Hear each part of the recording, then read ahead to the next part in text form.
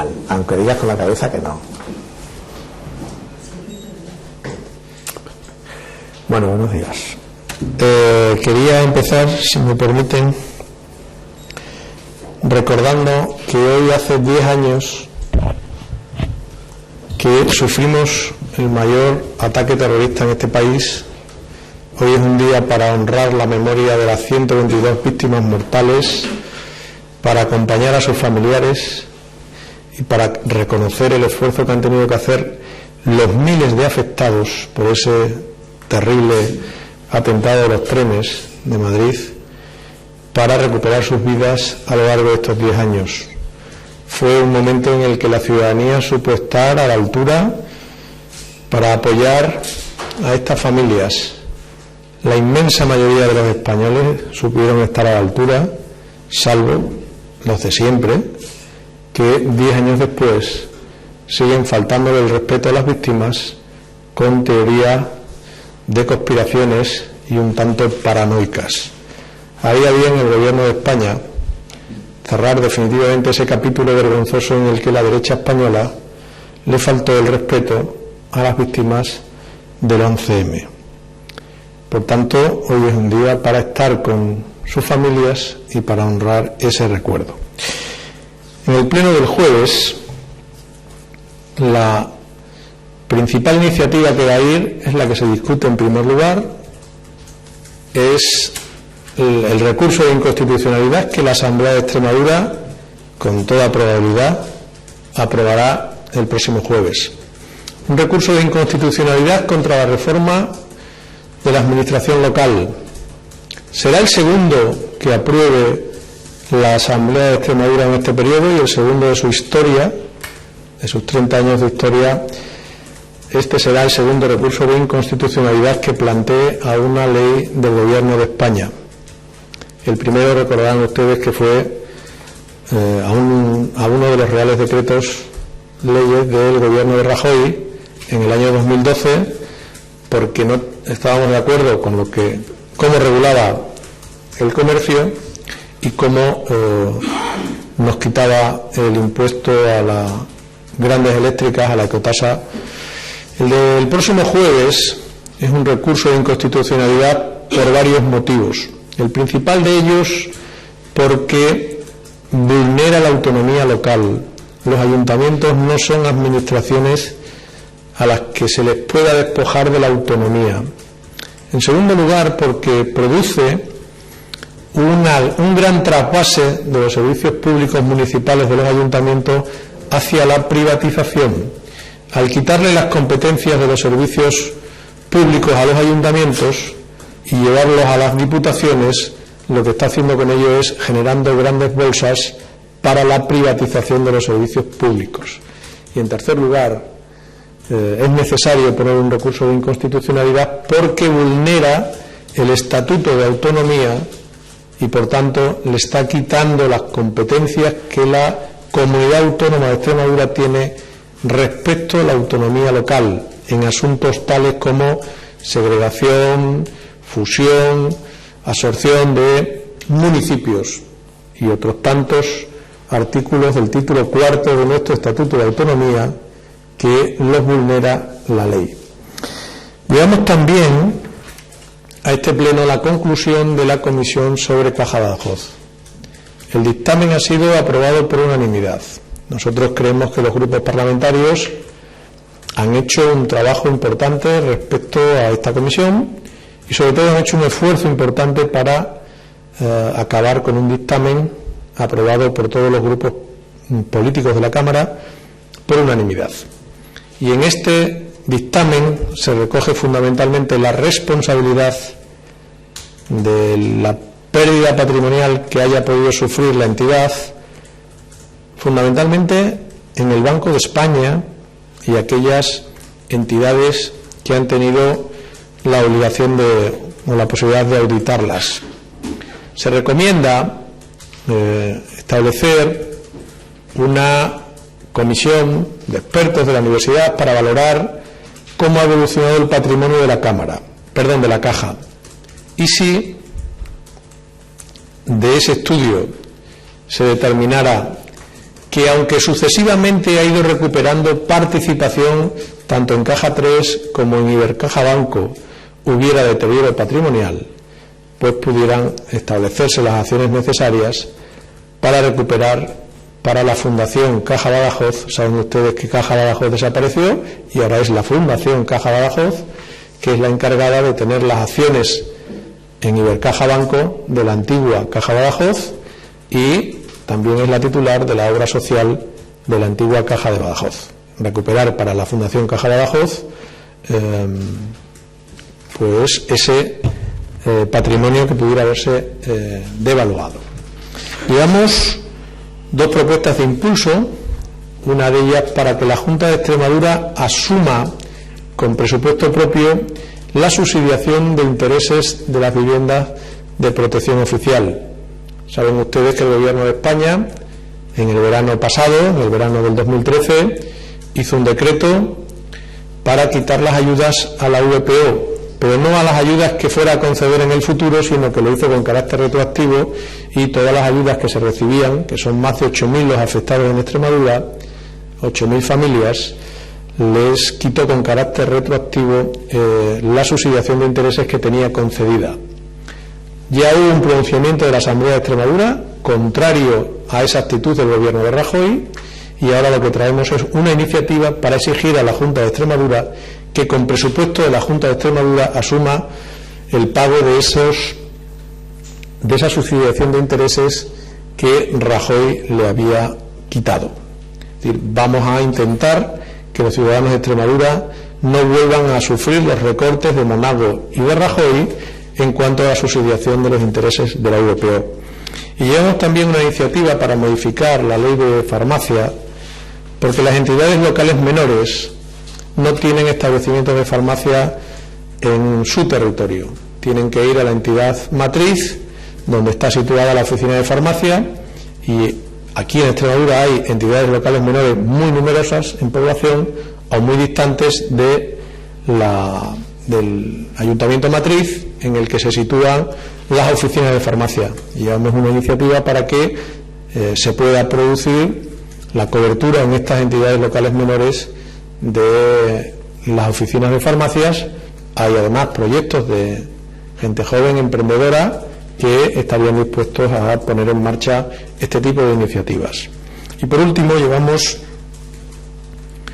una iniciativa que coincide con la de Izquierda Unida, por tanto la presentaremos conjuntamente, sobre la postura de la Asamblea de Extremadura acerca de la privatización de los registros civiles. Saben ustedes que hay un anteproyecto de ley del Gobierno de Rajoy para privatizar los registros civiles y pasar a que sean los registradores de la propiedad los que puedan llevar las tareas de los registros civiles.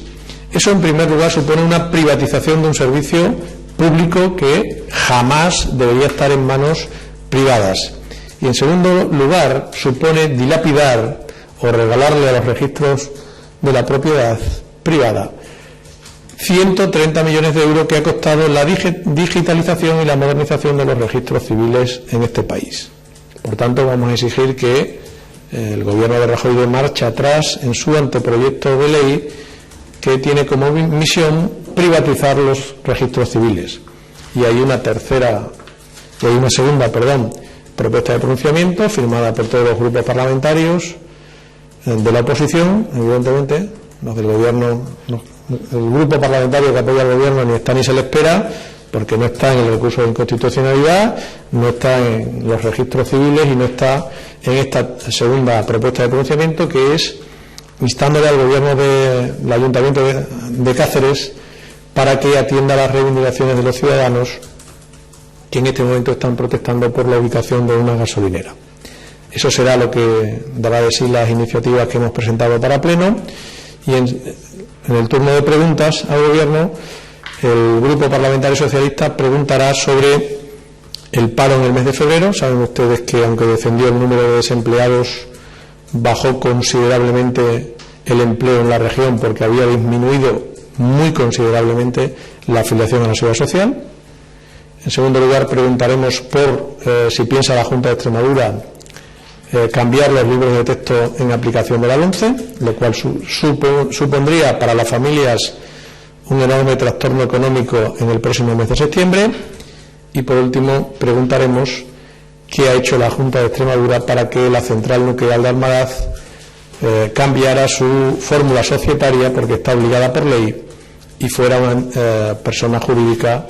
Ya se han pasado suficientemente los plazos y queremos saber si la Junta de Extremadura ha hecho algo o se ha encogido de hombros, como parece ser. Y como siempre, pues a sus preguntas, si hubiera alguna. ¿Cómo recibís desde el Grupo Socialista sobre la vicepresidenta de que Monagos va a poner en contacto con todos para intentar consensuar desde la Asamblea la petición del blindaje en forma de compensación interterritorial? Pues como si fuera un anuncio de Colonia Pachuli, un poco anticuado. ¿Por qué? Bueno, ustedes son muy jóvenes y no saben qué colonia era esa. Primero, porque es un anuncio propagandístico. Lo que se hace en un desayuno de estos que se hacen en Madrid es para la galería. Entonces, un anuncio para la galería. En segundo lugar, hay que decirle al señor Monago que ha sido cómplice silencioso y consentidor de los recortes que Extremadura ha sufrido en los presupuestos generales del Estado en inversiones. La deuda contemporánea, que supera los 1.000 millones de euros que nos debe el señor Rajoy desde que gobiernan las inversiones en Extremadura, en políticas activas de empleo, etcétera, etcétera, etcétera, esa deuda contemporánea que supera los 1.000 millones de euros, se ha generado con el silencio cómplice del señor Monago. ¿Y dónde estaba el señor Monago, que no exigía nada al señor Rajoy? ¿Se ha dado cuenta ahora cuando ha ido a Madrid al desayuno? Segunda cuestión.